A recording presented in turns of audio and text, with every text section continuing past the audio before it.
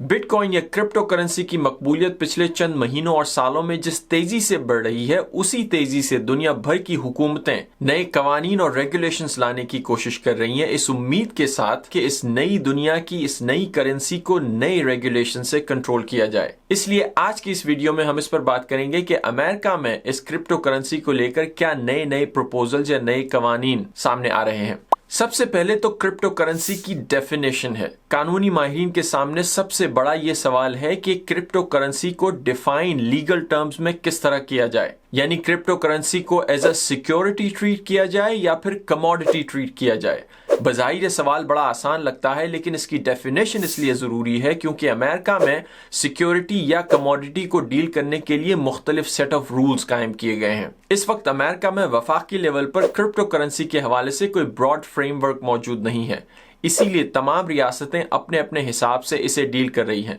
अगर आप न्यूयॉर्क की तरफ देखें तो वहां क्रिप्टो करेंसी के हवाले से काफी सख्त कवानीन है, रेगुलेशन है। दूसरी तरफ रियासत वायोमिंग अपने कवानीन के हवाले से क्रिप्टो करेंसी को काफी नरमी से डील कर रही है। अमेरिका में दोनों सियासी पार्टीज रिपब्लिकन और डेमोक्रेट्स के मेंबर्स का ये ख्याल है कि क्रिप्टो करेंसी के हवाले से नेशनल लेवल पर कुछ कवानीन को लाना जरूरी है। दूसरी बात क्रिप्टो करेंसी के हवाले से जो जहन में रखना जरूरी है वो है टैक्स कलेक्शन। दुनिया भर की फाइनेंशियल मार्केट्स में जब भी कोई नई चीज मशहूर होती है तो हुकूमतों के जहन में सबसे बड़ा सवाल ये होता है कि हम इस पर टैक्स कैसे वसूल करें और इसे कंट्रोल कैसे करें। एक अंदाजे के मुताबिक सिर्फ अमेरिका में तकरीबन 600 अरब डॉलर का टैक्स गैप है, यानी ये वो रकम है जो हुकूमत टैक्सेस के जरिए कलेक्ट कर सकती है लेकिन लोग खुद से नहीं पे कर रहे। और हुकूमत का ये ख्याल है कि इसका एक बड़ा हिस्सा क्रिप्टो करेंसी को टैक्स करके वसूल किया जा सकता है। इसीलिए हाल ही में अमरीकी इदारे IRS ने कुछ नई रेगुलेशंस मुतारिफ कराई हैं बिजनेसेस और क्रिप्टो एक्सचेंजेस के हवाले से। इन रेगुलेशंस के मुताबिक अब क्रिप्टो करेंसी के हवाले से कोई भी ऐसी ट्रांजैक्शन होती है जिसकी लागत $10,000 या उससे ज्यादा हो तो बिजनेसेस और एक्सचेंजेस ये पाबंद हैं कि ये ट्रांजैक्शन को हुकूमत को रिपोर्ट करें, ताकि उन्हें ये पता चल सके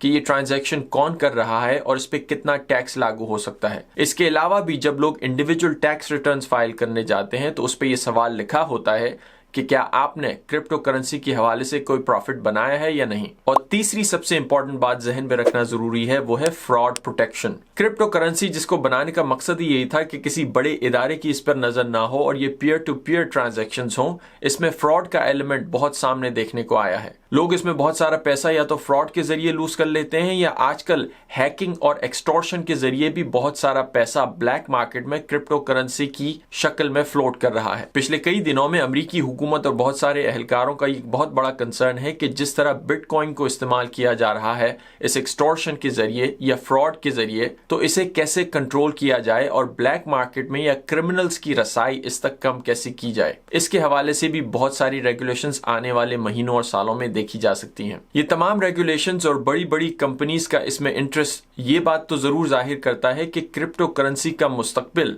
आने वाले सालों में बहुत वसी है, लेकिन इस मुस्तकबिल को हुकूमतें अपने फेवर में किस तरह शेप करेंगी ये देखना कंज्यूमर के लिए बहुत जरूरी होगा। That's it. See you next time.